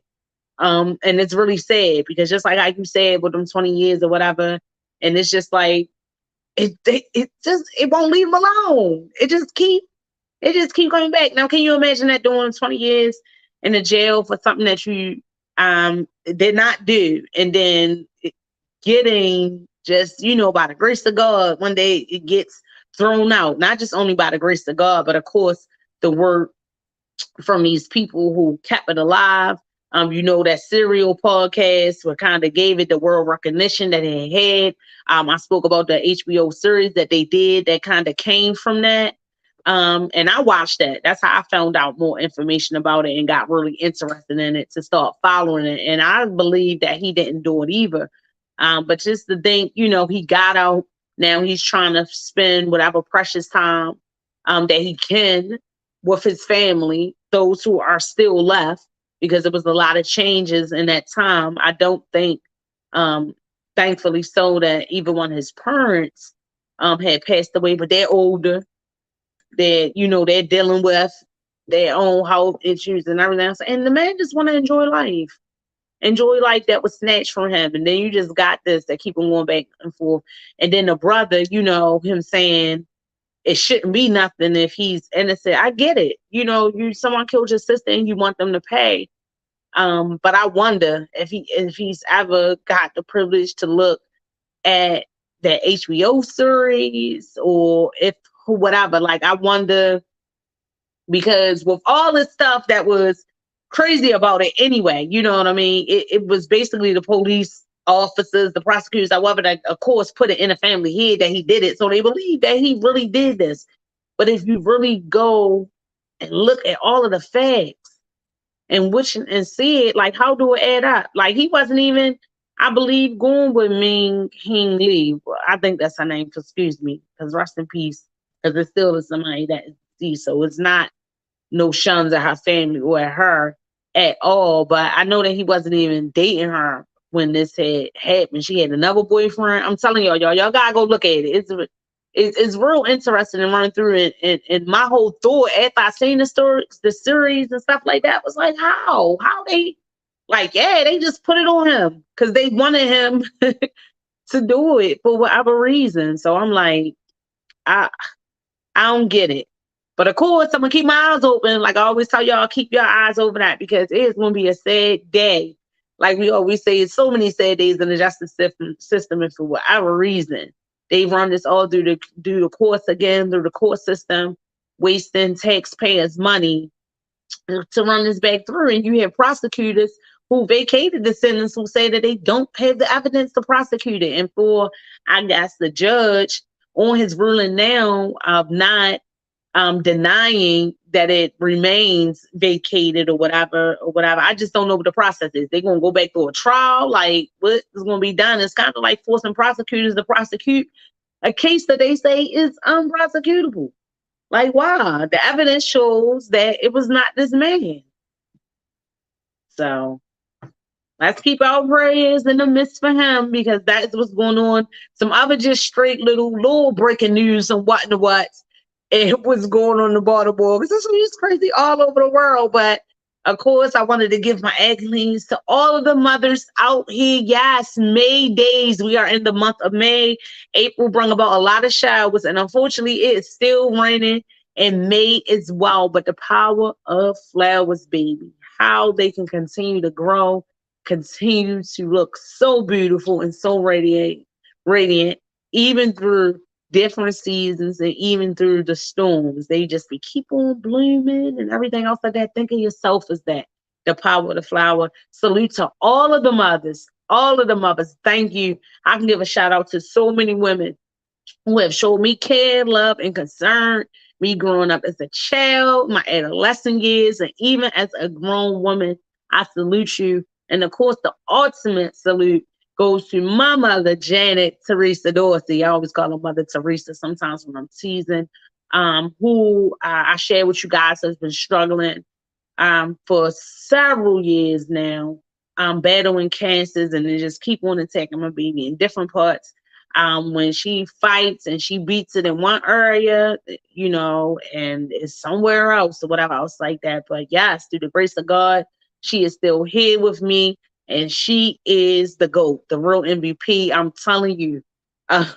So a lot of my ways of my encouragements, whatever else like that, and the way I encourage people and the way I try to be that light, to be that helper, that's my mother. She was a nurse by profession before she had to stop working, but she is often still pouting about because she just loves to take care of people, but she still finds a way to do it, whether it be in her words or something that she can do. She's still worried about people so much. And it is a passion of hers to help take care or show care for individuals in a special way. So definitely salute to her. Salute to my daughter, who's not a mother, but just like I said, will be 13 in 13 days, a mighty, mighty Taurus. Her birthday is coming up May 17th. I'm excited to celebrate with her. And I am forever pushing every day to have that type of relationship with my daughter that I have with my mother. And both, it is not easy. I think my mother just ain't paid me a lot of mine sometimes when I was a child, but she was always there for me. Not pay me no mind. She paid me all of mine, but I thank my mother that she was the kind of mother that she is, and she listened to me. You know what I mean? Like, she listened to me and she heard me, when I was a young girl growing up. I always said that I had to grow up fast, though, because I had a lot of privileges. When I was kid. My mother wasn't necessarily a strict mother. And I think, too, that's because how she was raised and how she was brought up. She had a child at a very early age, but she just was very responsible at a young age. And I believe that in her mothering, she instilled a lot of things in me. And she knew that I was, too, like responsible and stuff like that. So some people were saying that I should have been doing certain stuff at my age, but yes, I was responsible. And my mother trusted me, and we had that type of relationship when things would happen. she would have conversations with me and ask me and, kind of walk me through it, to help me understand what it was about being a woman and being responsible and respectful for myself. And I really do appreciate that because it made me out to not be a hoe. I already knew what the game was about dudes and everything else like that. The majority of my friends when I was younger were guys. I just always had a different connection with them. But yeah, I'm that. And salute to Janet Dorsey because I'm that. ChasReal, the Empress, Lady K-Fix. My government my government forte is Chastity Janine Dorsey, Chastity Dorsey, the Dorsey. Shout outs to y'all, whoever out here, and the Chances too, because that was my father's last name, but I had my mother's last name. But yeah, I'm that. And kudos to her. How some people that you see and you be like, they is an extraordinary person. Like, who had something to do with that? And I acknowledge that it's not always the mother, it's not always the father. It's not always the family. It can be friends. It can be whoever. I have teachers, like I said, when I was little in elementary school, who heard me, who instilled things into me. And, it's because of all of them. When I was into marching when I was little, guys, the legendary mother, Sharon Knox, that was like my parade mother. She couldn't get me from down her house. But yeah, she instilled some things in me, especially about my confidence and everything else. Like, that was a little chubby little girl, like chubby now. But yeah, she couldn't, I'm telling you, when God blessed me with her, I'm like, nobody could tell me nothing. I hit them streets, they couldn't tell me nothing because Mother Sharon Knox told me I was all of that. Yes. Miss Cookie, my grandmother, Miss Cookie, but I'm talking about Miss Cookie, Kim, Kenzie, Monique, and Fidel. Like, it just was so many women, so many people, aside from women, men who really, really, I'm telling you, raised me up very well. And I know that I am blessed. I'm blessed. It could always be better. I just thank God that it wasn't worse. I had a lot of support. I know that there's a lot of support that I didn't have, but I'm thankful for those who did support me and cared for me and showed concern for me when I was coming up. But there's some other stuff, y'all. Like out in Baltimore County, let me get this about the thing because some stuff be having me cackling. Look, I talked before about the councilman Eric Mays down in Flint, Michigan. Y'all gotta look at some of his little things, y'all. That he be going off on the city council. It would definitely give you a good laugh. But like I said, he don't got the best bedside manner, but I know he doing it for the good, and he's just outspoken, and he mean what he's saying, say what he mean. But there's a couple of people now that are content influencers and stuff like that that are on social media that kind of doing like reenactments of his little stuff. It's this one lady on there that had me falling out because I laughed when Mr. May said, but when she be doing it, I'm talking about real tears, y'all. Y'all gotta check that out. But this was something that had me laughing out in Baltimore County. It's not funny because we know how important mail is. That's why a lot of my mail and everything now, I kind of try to do paperless billing, because like the cards, I'm gonna rip them up and I'm gonna throw them away. That's something. Money I rip them up and I throw them away. So it be up in his head. Like, I know y'all still, I know I still owe y'all, but oh well. Like, I throw all of them away. And then now with my finances being a little challenging, I'll be like, I hate going to the mailbox. I know that mail lady be like, if this lady don't come and get her mail out of here, because our mail right here in this area where I live at is set up like a commode. So it's not like a mailbox on our individual doors. And my thing be stacked and packed because I know it ain't gonna be nothing but bills. But out in Baltimore County, yes, in the Baltimore County neighborhood, the 6600 block of Edenville Road. Oh my goodness, these people are reporting in this community that they have not received their mail for more than a month. First, when the situation kicked off, they were told that it would take like a period of 30 days that they wouldn't get their mail, and they actually have to go to the station to pick their mail up. That's why, yes, because one of the postal workers was allegedly bit by a dog. Who dogs was it? It was a neighbor who was saying his neighbors is mad at him, and he's feeling like it's been overblown. His name is Alex Zaslov, Zaslov, and his dog, who is usually contained on his property by an invincible fence, lunged at this lady. And he reporting that the lady wasn't bit. He attended to her immediately, and he only seen like one row of teeth print. He even threw a shot out there and was like, because usually to me, it'd be 2 imprints if you got bite. She wasn't even bleeding, but baby, this lady don't know your dog. Like, you know your dog, this dog. And then I'm sure she probably was in the community before. One set of teeth prints is a damn enough. Right, it's a bite. Yeah, it's a bite. So his argument is that the dog didn't get a chance to clench down on her.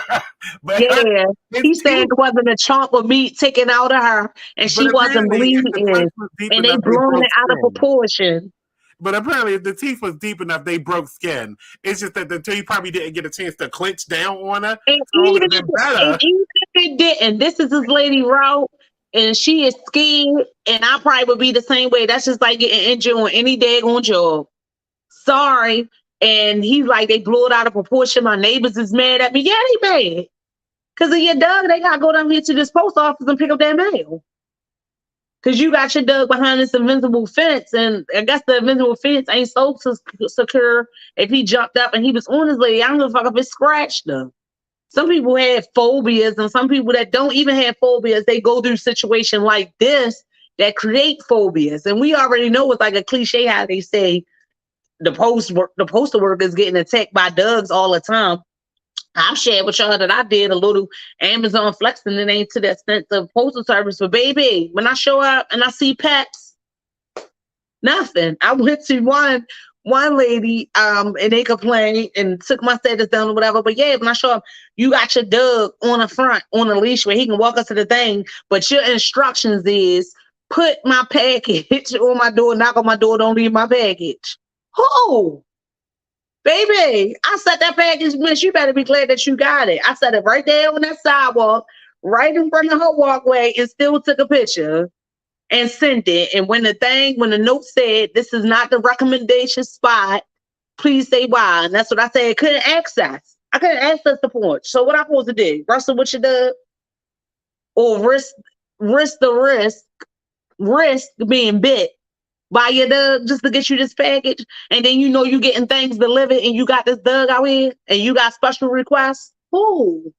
Because you think your dog friendly and is yours? I don't know your dog. So I can only imagine the little bit of trouble, because I would have been scared. So I don't know if she see the dog, if the dog ran up. And then the man said the dog always be barking and running with people and stuff like that when people come through and everything else like this. But he like, no, it's blown out of proportion. Your neighbors don't think so. The postal services don't think so. So meanwhile, like I said, they didn't comment, but the neighbors following up with the postal service was saying that they would take about 30 days, I guess, for them to get service back to that area, because they probably had to find someone else that can cover this area. Because if I was the postal worker, there'd be stuff like that. I wouldn't want to go back the next day or the next week either. I'm hurt. And they say that the animal control, whatever I'll say, that they came out to make sure that the dog was up to date on the shots, which is good because it's been reported that he was. So she did not have to worry about, getting shots for rabies or anything else like that. What I heard is a tedious process and a painful one, because I heard they got to shoot you with all different type of needles in your stomach and everything else. But yeah, no. Sorry. Yeah, Mr. Zaslov, Alex. They blaming you. Get your dog. Put him in the house. I ain't saying no have him out in the yard and everything else like that. But yeah, what you going to do forward? Like, you think that's okay? Obviously, you think it's okay. You think it's okay. Because he said they blew it out of proportion, and he helped her right away. And she wasn't bleeding. That's what he said. And there's some other stuff out in Baltimore County, because I like to talk about Baltimore County sometimes, because they be always talk about the city. Just like I was saying, like, yeah, if something happened one place, it can happen somewhere else. That's like we seeing all this crime and stuff, all this different stuff that people ignore. Different people were shifting, I guess, moving to certain parts of the cities, even with the businesses and stuff, saying, oh, no, it's safe over here, or is this certain population over here, or these type of people aren't around here. And as you can see, if it happened there, it can happen anywhere. It can happen anywhere. Anywhere. So Baltimore County is right there. Baltimore City is right there. East and West, baby. If it happen over East, it can happen over West, and vice versa. If it happen in the city, it can happen in that county. And like I said, there was a lot of stuff that people was ignoring. Oh, that's not our problem. Now they're starting to shift and get out there too. And then it's like when certain things happen in certain areas, it's like people are so shocked. Oh no, not down. Oh no, yes. What you think? Criminals are these people stay in one spot, or not even criminals? What you think? People dealing with mental health or any different type of issues, or people being desperate or anything to commit a crime stay in one area? No. It's everywhere. So y'all better take heed of that. And that's just what the reality is. It don't matter. So also in Baltimore County School, I went to private school, St. Pittance Elementary to be exact. A wooden staff was around a 5-year-old neck, right? And it was sent to his mother, Miss Teeny Brooks, who feels that it was concerning, very concerning. She says that the picture was sent to her by the teacher saying that her son had volunteered to be in the sheet. And the text was sent with all these heart emojis, and it read, it was so cute. It was so cute. She didn't think it was cute, and she was disturbed by the picture. Other parents, she's saying that her child is not going back there. I believe after this incident happened, the school was shut down for the next day or whatever, but it basically was in the result of them doing a biblical lesson, the Good Shepherd. So it's alleged that the teacher wanted volunteers who wanted, I guess, to portray as sheep. Several students have raised their hand. Only like 2 or 3 individual students was picked, and that's supposed to be part of the lesson, to put these wooden staffs around these children's necks, right? So even if, our parents went on there, brought back us saying that, it wasn't racial motivated, it definitely was poor judgment. I don't give nobody say. It definitely was poor judgment. And if this mother, if it's concerning to her and she didn't like it, she got every right. I probably would have had the same response. And I love my children's school, and I love the teachers and everything else like that. But I can only imagine getting a picture with something around my son's neck, somebody that was cute. No, I don't care what lesson. Y'all should have left that out the lesson. That definitely was poor judgment, especially when we know it's so many ways for kids to get hurt.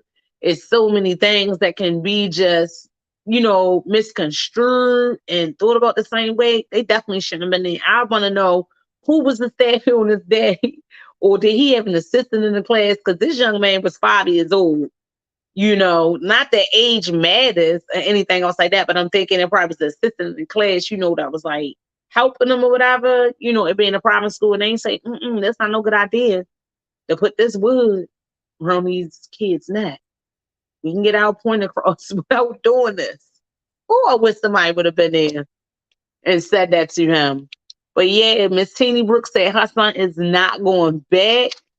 She did not agree. She did not like this daggone thing being around her son's neck. And I do not blame her. I seen the picture. So even if you Google it, you'll see it. Yeah, and it was like wood. It was like a wood staff. Like it had like a circle on their head around it, and he had like the stick. And he was like holding it. So you know what she called? She called Fox 45. They went there. They did do an interview out in front of the school. I know that the overseers of the school, they declined the interview with that news station, but allegedly they came out, gave hugs to the family, whatever. So I think it was a misunderstanding. I don't think they meant no harm, but you have to acknowledge that harm was caused. And if someone is offended in any way and something is concerning to them, then it's concerning to them. What gets me sometimes when things happen to other people or certain things happen with other people where they do something that involves him, we be so judgmental and we always want to be like, oh no, they took it too far, or it wasn't even like that. Or what I'm like, but you can't tell nobody how to feel or how it made them feel. At the end of the day, even if it's something that did not offend you or you wouldn't have been mad over. You gotta understand, even if you're not able to sympathize with something, you should be able to empathize with it at least and understand where people are coming from. For whatever reason, I might not agree with it. If something was to happen and I might not be offended by something, I gotta understand that somebody else might be. And in this particular case, I would have been. It's not like she's calling them out as being racist or thinking that it was done, because it was several other people that was attending the school that was like other Black families that was saying, they like them. They don't think it was done in a racial context or whatever. But she never said that. She just said the picture was concerning and she didn't like it. And it does look crazy when you see the picture. This white man standing here holding this wooden shaft around this 5-year-old Black boy nut. Whether he volunteered or not, you the adult. Pull, very poor judgment. Why you thought that would be okay? I don't get it. And it definitely was like no harm intended, because he the one, that's how she found out about it. She wouldn't even know. The teacher sent her the text with the picture. And she was like, what? Like, no. So I think a little bit of an offense came from that too, that thinking that it would be okay. Yeah, but stop judging people. I ran down a lot of my information, y'all. I'm surprised I kind of got through all of it. Y'all know I was rumbling, bubbling, but guess what? Thank y'all for staying with me. And I definitely like that. I got an opinion. I got a piece. I got a. I ain't going no chat. Hold on, let me say this. But it's related to what you was just talking about. What? You move on. Oh, all right, go ahead. Child thing, because you not you. You keep saying that it wasn't race related. Then what's the issue? What's the issue? Yeah, because I said they're not speculating. They not speculating that it was race related. She just didn't like that this thing was around her son's neck. But why? Now that you're saying she can feel some kind of way. Now she has to explain why she feels that kind of way so we can understand where you're coming from. You can't expect people to just understand or empathize where you're coming from if they don't know where you're coming from. Right. Well, I didn't hear her say that or whatever. The point. Right. Go ahead. You can't expect people to give you empathy when they don't know what you mean by you're offended by something. Right. Well, from her statement, she just was basically in this presentation, and that he was going to play a sheep, and that they were going to definitely have props, because I've seen that little thing, that hook thing used in other showcases. It's not new. It's not a new prop. It's not a new something, different. Just because we are in racial times now, that you are now claiming that this was racial, but you don't want to say it. Right. It's not. And that's what I'm saying. Her statements don't say that, but. Underlying. It's the underlying of what you see. Yeah. I felt that way too when I first saw the picture. But if he was excluded from the presentation, then you would have felt some kind of way too. Well, why wasn't my son included? Right. If it would have been all white kids and this would have happened, then what? But the way it's being reported is that it was. It's actually that, he asked. White kids involved. That's what I'm saying. It was white kids involved. It's not like they just forced the Black kids. Let me make that clear. What you told me is that he specifically shared a photo of that person's child with them. Yeah, he sent it to the mother.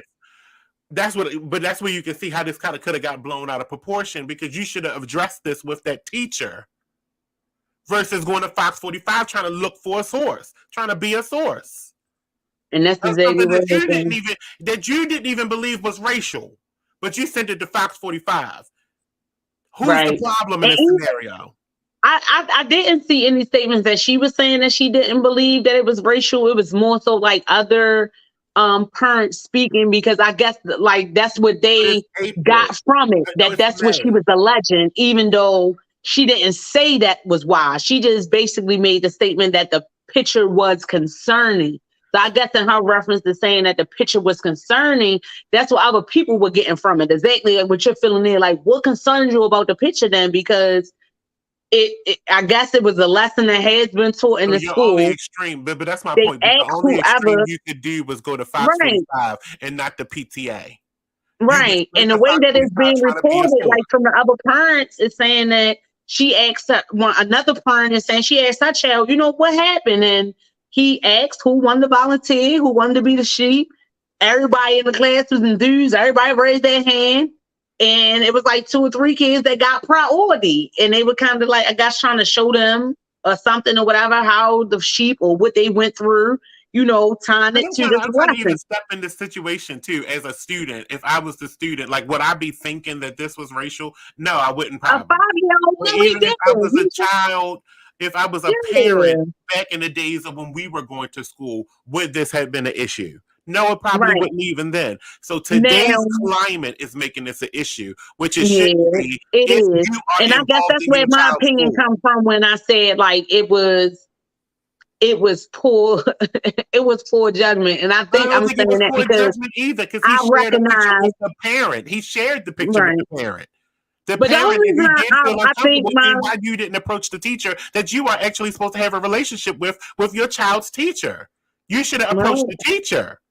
Yeah, and if that didn't happen, then go to the administration of that school. There's a whole bunch of missteps here that just don't even seem feasible to me, because you went straight to the media to talk about something that didn't. What if he lost his job for something that was innocent? Because he sent you the picture. And I could see, and then too, when you really think about it, like, I could see it would have been out of line, like if it was in response to like a punishment or something like that, then you could try to do that connection. But then understanding, or if he was jokingly doing it and not a part of the play, like something like that. So other parents were basically trying to speak up for the school to say that they don't believe that it was any racial, because even though the mother wasn't stating that, I guess from her statements and just saying it's concerning, the optics of that picture are what is trying to drown this man in something that it had nothing to do with. Or we don't know though. So, and I know he feel bad. And I know he feel bad because, like she said, he sent it with the emojis and the phrase saying, "This is cute." Because I can hear him now. I can hear his argument now. I ain't like the picture when I seen it, and you're right, Moni. I saw the picture too, and I didn't like it either. But at the same time, there's 1,000 words over picture. There's 1,000 words. We always say it. They always say it. There's 1,000 words. Pictures are worth 1,000 words. There's a lot to go in there to dissect, especially if you were an involved parent and knew this was happening. Right. And they wasn't forced. The kids say they wanted to, they wanted to do it. They raised their hands. They volunteered to do it and everything else like that. But when you see the picture, just like I said, you're right, with the sensitivity and all this racial tension in the world. Like when I seen the picture, that's why it made me feel some type of way. It did. Yeah. Me and you have both an experience from one of our other personnel being a teacher, where this is why teachers are leaving the profession, because certain things stuff like this, you're not following. There was a million steps missed in between going to the media. Yeah, that should have taken place before you went to the media. Having a parent-teacher conference with that teacher, talking to the PTA, period, the committee of the PTA, going to the school principal, going to administration, going to the school board of education. You went straight to the media with something that you thought would be a story, and now it's become a story, and it don't look right. It just don't look right. There's a lot of missing words and a lot of missing steps included in here. And one of the questions mainly, did you like that teacher, Mom? If you like that teacher, why would you risk that teacher's career on your opinion? Yeah. Well, he went out here to this private school, whatever else like that. I don't know. Maybe she couldn't pay the tuition. So she wanted to find a way to get him out. But yeah, she ain't like it. I didn't like the picture. I really didn't know, the whole backstory or so into. I was reading more into it, but It really looked like it was just innocent. With a racism glass on it, because we all put on racism glasses when we saw that picture. And it's not fair to do that. And it's something that could have been wholeheartedly not racist at all. Nothing at all. Fair. It wasn't fair to that teacher. It wasn't fair to that student who was actually in class learning something with art. Yeah. And it's not fair. We all, because I'm admitting it myself. I certainly did. I certainly felt some type of way when I put on racism glasses. I did. I did. That's what I'm telling you. That's what I was saying. I felt some type of way. I did. And it's not fair. It's just not fair. Listen, we ready to get up out of here. I wanted to talk about Jamie Foxx and prayers out for him. Did y'all know Jamie Foxx's name was Eric Marlon Bishop? I didn't know that. Yes. But he just, after being 3 weeks in the hospital, just tweeted out that he appreciates the love and he's feeling blessed. He posted this, not tweeted out, he actually posted it on Instagram. The Atlanta was in Atlanta filming a Netflix movie Back in Action when he had some type of medical complication. We haven't gotten any, updates on that and exactly what it was. But Nick Cannon has volunteered to take over as guest host on the Beat Shazam. That's hosted by Jamie and his daughter, Corinne.